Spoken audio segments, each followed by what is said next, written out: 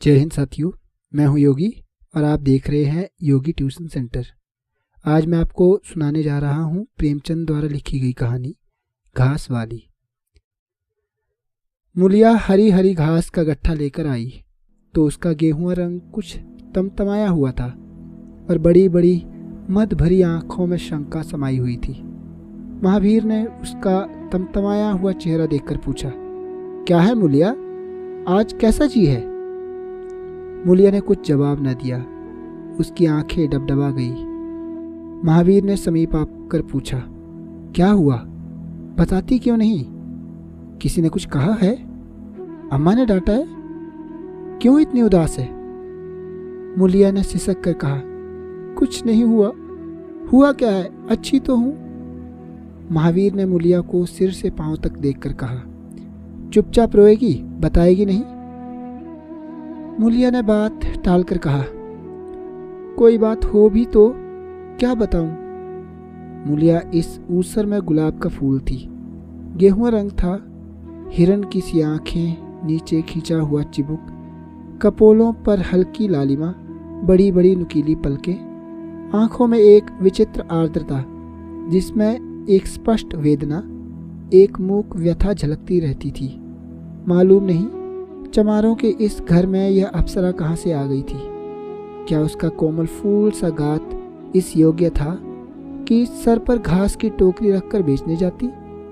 उस गांव में भी ऐसे लोग मौजूद थे जो उनके तलवे के नीचे आंखें बिछाते थे, उसकी एक चितवन के लिए तरसते थे, जिनसे अगर वह एक शब्द भी बोलती तो निहाल हो जाते। लेकिन उसे आए साल भर से अधिक हो गया था। किसी ने उसे युवकों की तरफ झांकते या बातें करते नहीं देखा। वह घास लिए निकलती तो ऐसा मालूम होता मानो उषा का प्रकाश सुनहरे आवरण में रंजित अपनी झटा बिखेरता जाता हो। कोई गजलें गाता, कोई छाती पर हाथ रखता, पर मूलिया नीचे आंखें किए अपनी राह पर चलती जाती। लोग हैरान होकर कहते, इतना अभिमान? महावीर में ऐसे क्या सुरखाब के पर लगे हैं? ऐसा अच्छा जवान भी तो नहीं है, न जाने कैसे उसके साथ रहती है। मगर आज ऐसी बात हो गई जो इस जाति की और युवतियों के लिए चाहे गुप्त संदेश होती, मूलिया के लिए हृदय का शूल थी। प्रभात का समय था। पवन आम की बौर की सुगंधित में मतवाला हो रहा है। आकाश पृथ्वी पर सोने की वर्षा कर रहा था। मूलिया सिर पर झंवा रखे घास छीलने चली तो उसका गेहुआ रंग प्रभात की सुनहरी किरणों में कुंदन की तरह दमक उठा। एकाएक युवक चैन सिंह सामने आता हुआ दिखाई दिया। मूलिया ने चाहा कि कतरा कर निकल जाए, मगर चैन सिंह ने उसका हाथ पकड़ लिया और बोला, मूलिया, तुझे क्या मुझ पर जरा भी दया नहीं आती? मूलिया का वह फूल सा खिला हुआ चेहरा ज्वाला की तरह दहक उठा। वह जरा भी नहीं डरी, जरा भी नहीं झिझकी। झंवा जमीन पर गिरा दिया और बोली, मुझे छोड़ दो, नहीं तो मैं चिल्लाती हूं। चैन सिंह को आज जीवन में एक नया अनुभव हुआ। नीची जातों में रूप माधुर्य का इसके सिवा और काम ही क्या है? वह ऊंची जाति वालों का खिलौना बने। ऐसे कितने ही मौके उसने जीते थे, पर आज मूलिया के चेहरे का रंग, उसका वह क्रोध, वह अभिमान देखकर उसके छक्के छूट गए। उसने लज्जित होकर उसका हाथ छोड़ दिया। मूलिया वेग से आगे बढ़ गई। संघर्ष की गर्मी में चोट की व्यथा नहीं थी, पीछे से टीस होने लगती है। मूलिया जब कुछ दूर निकल गई तो क्रोध और भय तथा अपनी बेकसी को अनुभव करके उसकी आंखों में आंसू भर आए। उसने कुछ देर जब्त किया, फिर सिसक सिसक कर रोने लगी। अगर वह इतनी गरीब न होती तो किसी की मजाल थी कि इस तरह उसका अपमान करता। वह रोती जाती थी और घास छीलती जाती थी। महावीर का क्रोध वह जानती थी। अगर उससे कह दे तो वह इस ठाकुर के खून का प्यासा हो जाएगा, फिर ना जाने क्या हो। इस ख्याल से उसके रोए खड़े हो गए। इसलिए उसने महावीर के प्रश्नों का कोई उत्तर न दिया। दूसरे दिन मूलिया घास के लिए ना गई। सास ने पूछा, तू जाती क्यों नहीं है? और सब तो चली गई। मूलिया ने सिर झुकाकर कहा, मैं अकेली ना जाऊंगी। सांस ने बिगड़कर कहा, अकेले क्या तुझे बाघ उठा ले जाएगा? मूलिया ने और भी सिर झुका दिया और दबी हुई आवाज में बोली, मुझे सब छेड़ते हैं। सास ने डांटा, ना तू औरों के साथ जाएगी ना अकेली जाएगी, तो फिर जाएगी कैसे? ये साफ क्यों नहीं कहती कि मैं ना जाऊंगी? तो यहाँ मेरे घर में रानी बन के निवाह ना होगा। किसी का चाम नहीं प्यारा होता, काम प्यारा होता है। तू बड़ी सुंदर है तो तेरी सुंदरता लेकर चाटूं? उठा झाबा और घास ला। द्वार पर नीम के दरख्त के साए में महावीर खड़ा घोड़े को मल रहा था। उसने मूलिया को रोनी सूरत बनाए जाते देखा, पर कुछ बोल न सका। उसका बस चलता तो मूलिया को कलेजे में बिठा लेता, आंखों में छिपा लेता, लेकिन घोड़े का पेट भरना भी तो जरूरी था। घास मोल लेकर खिलाए तो 12 आने रोज से कम न पड़े। ऐसी मजदूरी ही कौन होती? मुश्किल से 150 रुपये मिलते हैं, वह भी कभी मिले कभी ना मिले। जब से यह सत्यानाशी लारियां चलने लगी है, इक्के वालों की बघिया बैठ गई है। कोई सेंत भी नहीं पूछता। महाजन को 150 रुपये उधार लेकर इक्का और घोड़ा खरीदा था, मगर लॉरियों के आगे इस इक्के को पूछता कौन है? महाजन का सूद भी तो न पहुंच सकता था। मूल का कहना ही क्या। ऊपर मन से बोला, ना मन हो तो रहने दो, देखी जाएगी। इस दिलजोई से मूलिया निहाल हो गई। बोली, घोड़ा क्या खाएगा? आज उसने कल का रास्ता छोड़ दिया और खेतों की मेड़ों से होती हुई चली। बार बार सतर्क आंखों से इधर उधर ताकती जाती थी। दोनों तरफ ऊख के खेत खड़े थे। जरा भी कोई खड़खड़ाहट होती तो उसका जी सन्न जाता, कहीं कोई ऊख में छिपा न बैठा हो। मगर कोई बात न हुई। ऊख के खेत निकल गए, आमों का बाग निकल गया, सींचे हुए खेत नजर आने लगे। दूर के कुएं पर पुर चल रहा था। खेतों की मेड़ों पर हरी हरी घास जमी हुई थी। मूलिया का जी ललचाया। यहाँ आध घंटे में जितनी घास छिल सकती है, सूखे मैदान में दोपहर तक न छिल सकेगी। यहाँ देखता है कौन? कोई चिल्लाएगा तो चली जाऊंगी। वह बैठकर घास छीलने लगी और 1 घंटे में उसका झाबा आधे से ज़्यादा भर गया। वह अपने काम में इतनी तन्मय थी कि उसे चैन सिंह के आने की खबर ही न हुई। एकाएक उसने आहट पाकर सिर उठाया तो चैन सिंह को खड़ा देखा। मूलिया की छाती धक से हो गई। जी में आया भाग जाए, झाबा उलट दे और खाली झाबा लेकर चली जाए, पर चैन सिंह ने कई गज के फासले से ही रुककर कहा, डर मत, भगवान जानता है मैं तुझसे कुछ न बोलूंगा। जितनी घास चाहे छील ले, मेरा ही खेत है। मूलिया के हाथ सुन्न हो गए। खुरपी हाथ में जम सी गई। घास नजर ही ना आती थी। जी चाहता था जमीन फट जाए और मैं उसमें समा जाऊं। जमीन आंखों के सामने तैरने लगी। चैन सिंह ने आश्वासन दिया, छीलती क्यों नहीं? मैं तुमसे कुछ कहता थोड़ी हूं। यही रोज चली आया कर, मैं छील दिया करूंगा। मूलिया चित्त लिखित सी बैठी रही।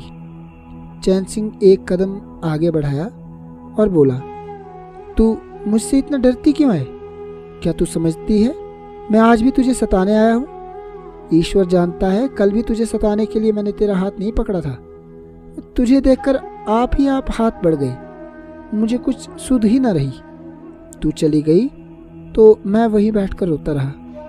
जी में आता था हाथ काट डालूं, कभी जी चाहता था जहर खा लूं। तभी से तुझे ढूंढ रहा हूं। आज तू इस रास्ते से चली आई, मैं सारा हार छानता हुआ यहाँ आया हूं। अब जो सजा तेरे जी में आवे दे दे। अगर तू मेरा सिर काट ले तो गर्दन नहीं हिलाऊंगा। मैं शोहदा था, लुच्चा था, लेकिन जब से तुझे देखा है मेरे मन में सारी खोट मिट गई है। अब तो यही जी में आता है कि तेरा कुत्ता होता तो तेरे पीछे पीछे चलता, तेरा घोड़ा होता तब तो तू अपने हाथों से मेरे सामने घास डालती। किसी तरह यह चोला तेरे काम आवे। मेरे मन की यह सबसे बड़ी लालसा है। मेरी जवानी काम ना आवे। अगर मैं किसी खोट से बातें कर रहा हूं,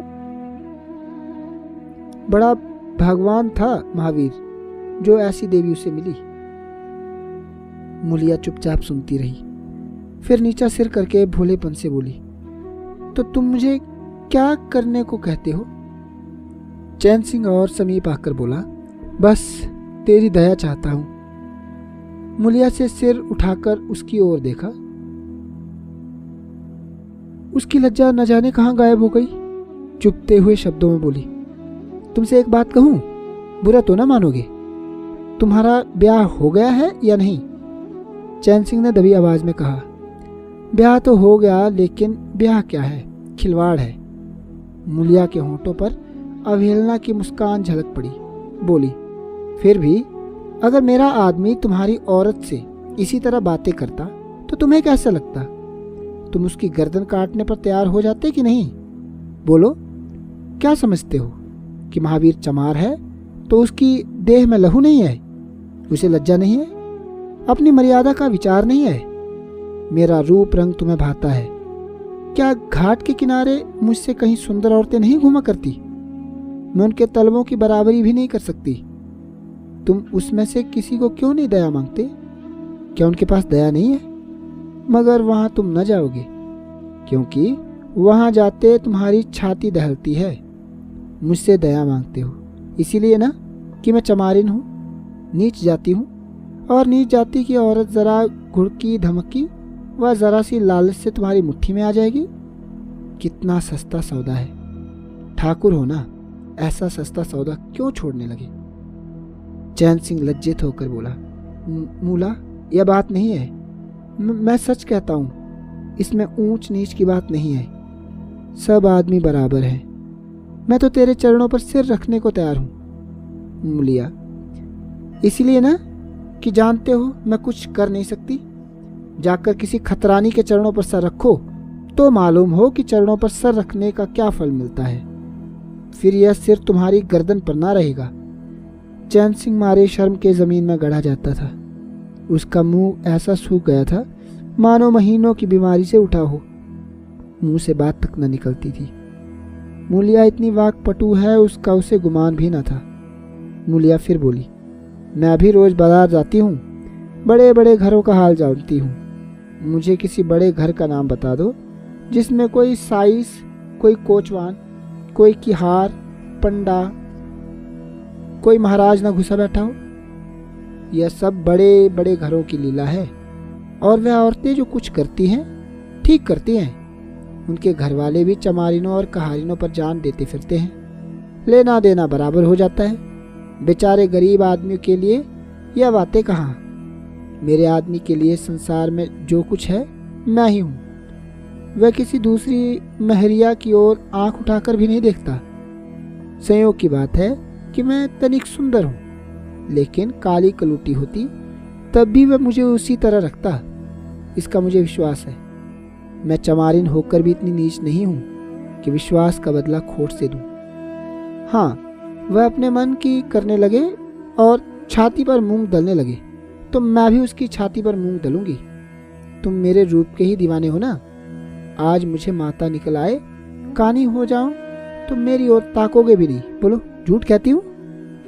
चैन सिंह इनकार न कर सका। मुलिया ने उसी गर्व से भरे हुए स्वर में कहा, लेकिन मेरी एक नहीं दोनों आंखें फूट जाए तब भी वह मुझे इसी तरह रखेगा। मुझे उठावेगा, बैठावेगा, खिलावेगा। तुम चाहते हो मैं आज से आदमी के साथ कपट करूं? जाओ, अब मुझे कभी ना छेड़ना, नहीं अच्छा नहीं होगा। जवानी जोश है, बल है, दया है, साहस है, आत्मविश्वास है, गौरव है और सब कुछ जो जीवन को पवित्र, उज्जवल और पूर्ण बना देता है। जवानी का नशा घमंड है, निर्दयता है, स्वार्थ है, शेखी है, विषय वासना है, कटुता है और वह सब कुछ जो जीवन को पशुता, अहंकार और पतन की ओर ले जाता है। चैन सिंह पर जवानी का नशा था। मुलिया के शीतल छींटों ने नशा उतार दिया।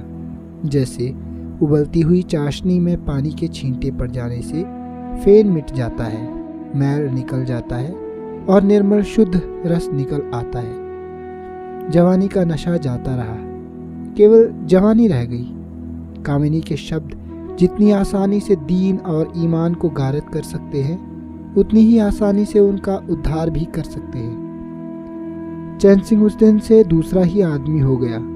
गुस्सा उसकी नाक पर रहता था। बात बात पर मजदूरों को गालियां देता। डांटना और पीटना उसकी आदत थी। आसामी उससे थर थर कांपते थे। मजदूर उसे आते देखकर अपने काम में चुस्त हो जाते थे, पर ज्यों ही उसने उधर पीठ फेरी और उन्होंने चिलम पीना शुरू किया, सब दिल में उससे जलते थे, उसे गालियां देते थे। मगर उस दिन से चैन सिंह इतना दयालु, इतना गंभीर, इतना सहनशील हो गया कि लोगों को आश्चर्य होता था। कई दिन गुजर गए। एक दिन संध्या समय चैन सिंह खेत देखने गया। पूर चल रहा था। उसने देखा कि एक जगह नाली टूट गई है और सारा दिन पानी बहा चला जाता है। क्यारियों में पानी बिल्कुल नहीं पहुंचता, मगर क्यारी बनाने वाली बुढ़िया चुपचाप बैठी है। उसे इसकी जरा भी फिक्र नहीं है कि पानी क्यों नहीं आता। पहले यह दशा देखकर चैन सिंह आपे से बाहर हो जाता, उस औरत की उस दिन की मजूरी काट लेता और पुर चलाने वालों को घुड़कियां जमाता। पर आज उसे क्रोध नहीं आया। उसने मिट्टी लेकर नाली बांधी और खेत में जाकर बुढ़िया से बोला, तू यहाँ बैठी है और पानी बहा जा रहा है। बुढ़िया घबरा कर बोली, अभी खुल गई होगी राजा, मैं अभी बंद किए देती हूँ। यह कहती हुई वह थर थर कांपने लगी। चैन सिंह ने उसकी दिलजोई करते हुए कहा, भाग मत, मैंने नाली बंद कर दी। बूढ़ो कई दिन से दिखाई नहीं दिए, कहीं काम पर जाते हैं कि नहीं। बुढ़िया गदगद होकर बोली, आजकल तो खाली ही बैठे हैं भैया, कहीं काम नहीं लगता। चैन सिंह ने नम्र भाव से कहा, तो हमारे यहाँ लगा दे, थोड़ा सा सन रखा है, उसे काट दे। यह कहता हुआ वह कुएं की ओर चला गया। यहाँ 4 पुल चल रहे थे, पर इस वक्त 2 हंकेवे बैर खाने गए थे। चैन सिंह को देखते हुए मजूरों के होश उड़ गए। ठाकुर ने पूछा, 2 आदमी कहाँ गए? तो क्या जवाब देंगे? सब के सब डांटे जाएंगे। बेचारे दिल में सहमे जा रहे थे। चैन सिंह ने पूछा, वह दोनों कहाँ चले गए? किसी के मुंह से आवाज न निकली। सहसा सामने से दोनों मजदूर धोती के एक कोने में बेर भरे आते दिखाई दिए। खुश खुश बात करते चले आ रहे थे।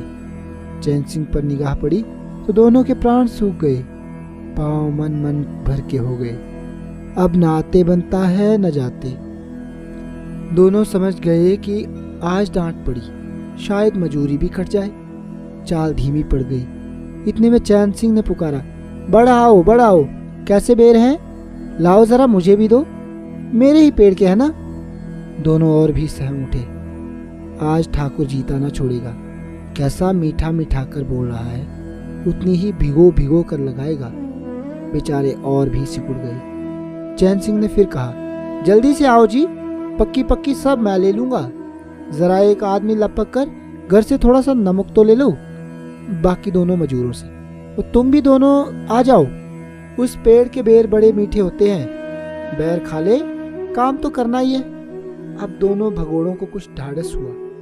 सभी ने जाकर सब बेर चैन सिंह के आगे डाल दिए और पक्के छांट कर उसे देने लगे। एक आदमी नमक लेने दौड़ा।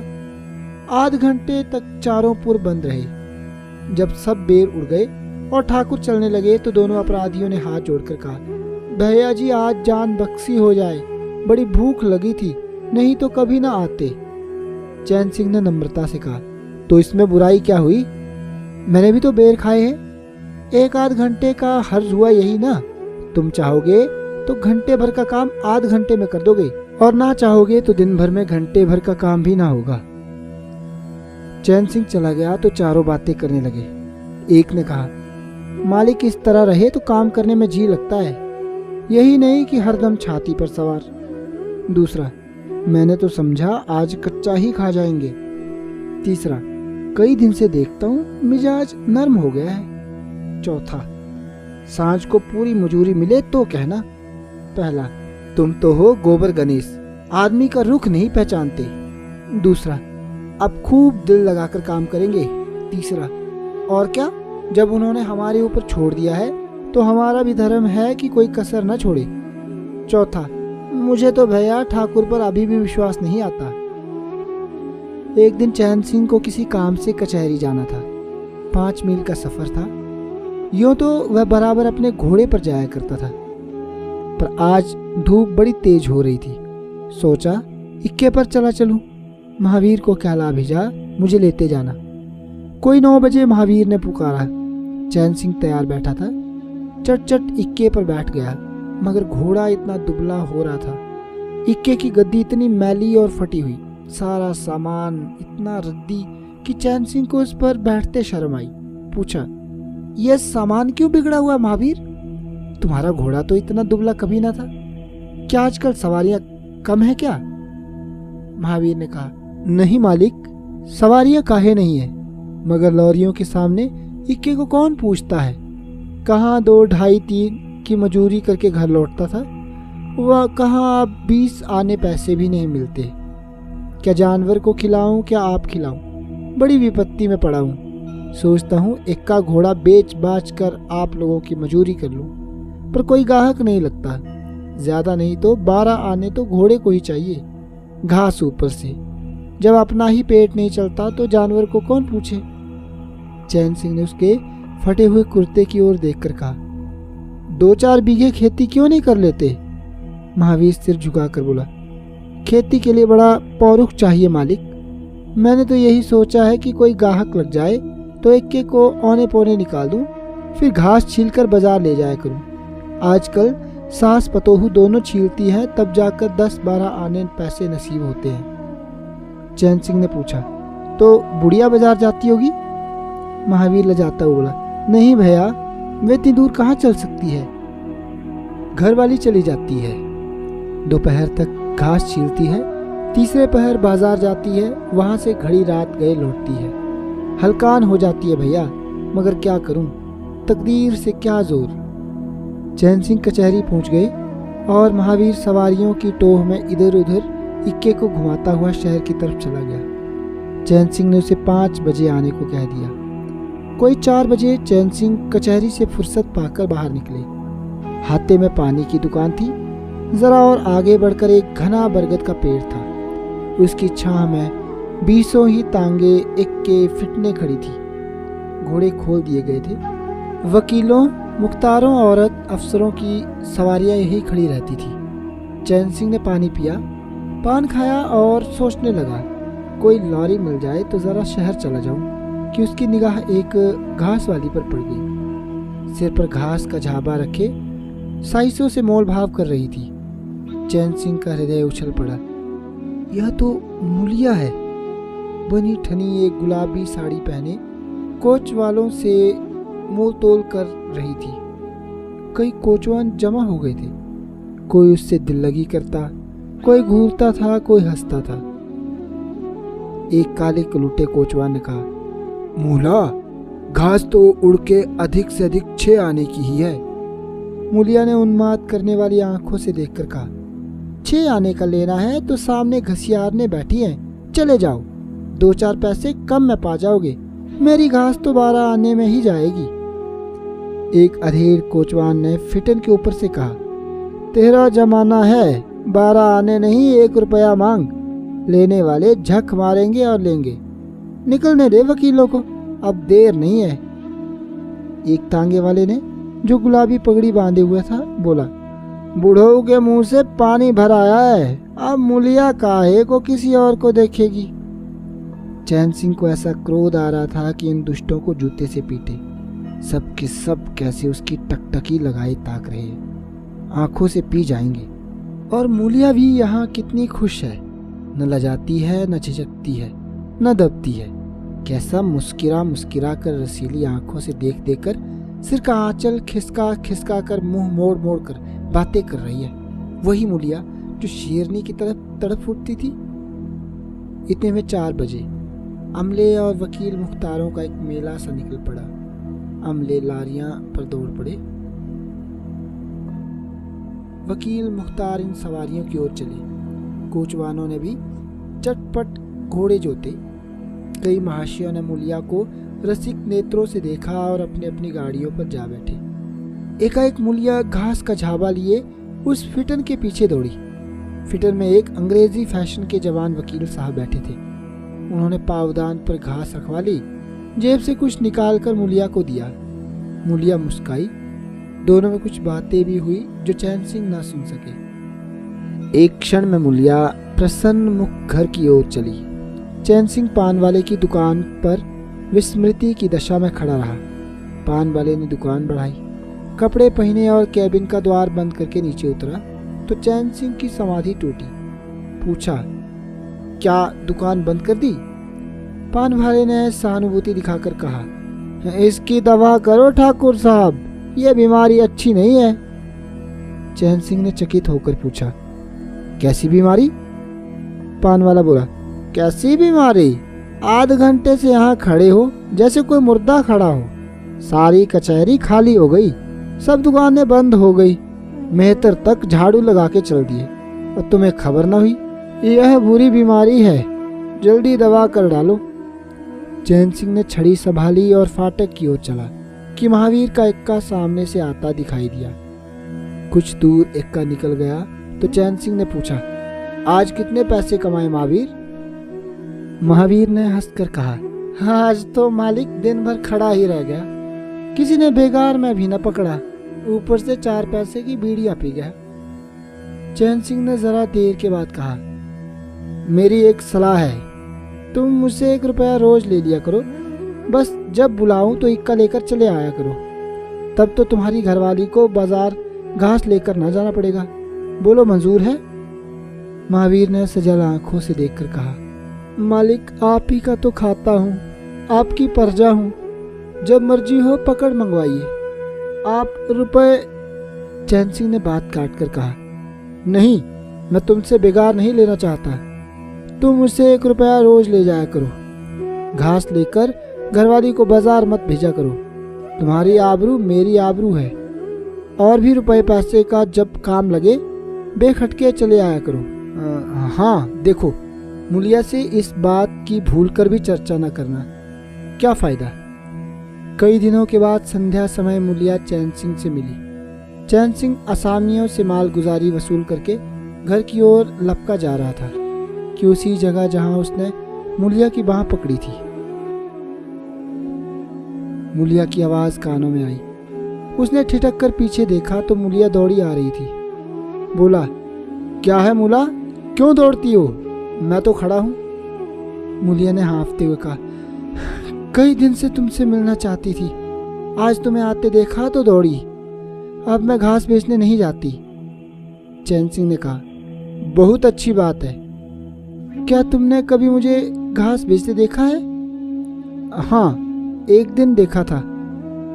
क्या महावीर ने तुमसे सब क्या डाला? मैंने तो मना कर दिया था, वह मुझसे कोई बात नहीं छिपाता। दोनों एक क्षण चुप खड़े रहे, किसी को कोई बात न सूझती थी। एकाएक मूलिया ने मुस्कुराकर कहा, यहाँ तुमने मेरी बाह पकड़ी थी। चैन सिंह ने लज्जित होकर कहा, उसको भूल जाओ मूला, मुझ पर जाने कैसा भूत सवार था। मूलिया गदगद कंठ से बोली, उसे क्यों भूल जाऊं?